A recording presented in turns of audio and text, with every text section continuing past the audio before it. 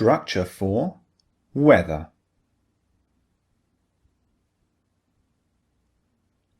Whether is commonly used after certain types of verbs. Let's have a look at those verbs right now. We usually use whether after verbs that show uncertainty, thought, discussion, or choice.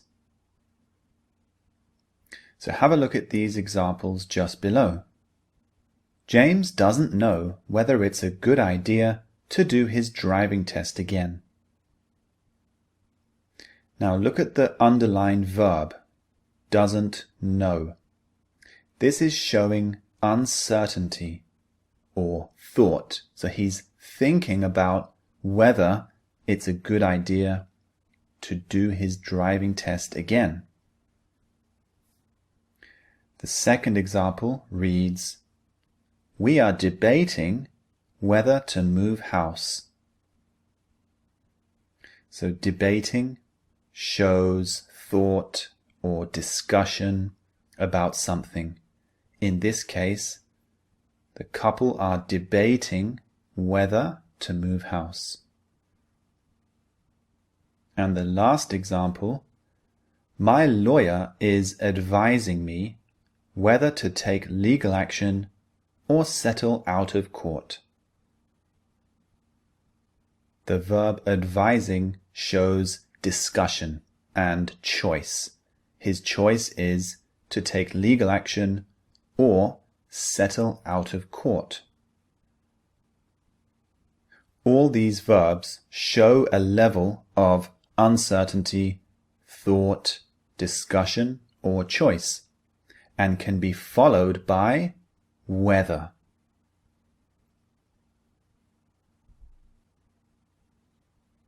Here is a selection of other common verbs that are used with whether to show uncertainty, thought, discussion, or choice.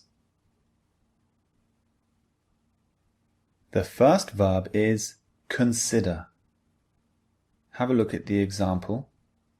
The government is considering whether to accept or refuse the vote. So after consider, we can use whether. The next verb is depend on. It all depends on the boss whether you lose your job or stay. After depend on, you can use whether. The next verb is think about. We are thinking about whether or not to go. The next one is decide, which we saw earlier.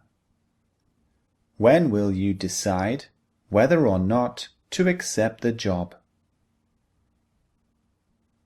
And finally, choose. Billy needs to choose whether to study history or science. So with all those verbs which show an element of uncertainty, choice, discussion, or thought, you can use whether after.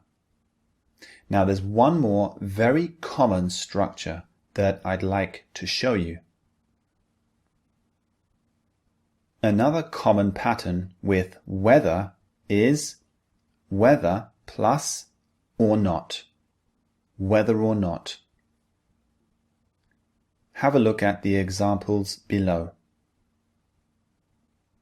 I'm unsure whether or not she liked the gift. In this meaning, it's similar to if. We're trying to express I'm unsure if she liked the gift or if she didn't like the gift. And the next example is expressing exactly the same thing, except we've split the pattern. So it goes, I'm unsure whether she liked the gift or not.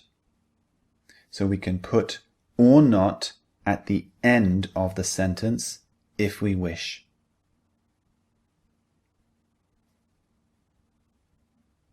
That's the structure for whether. Now move on to the things to note lecture before you start the speaking and listening practice exercises.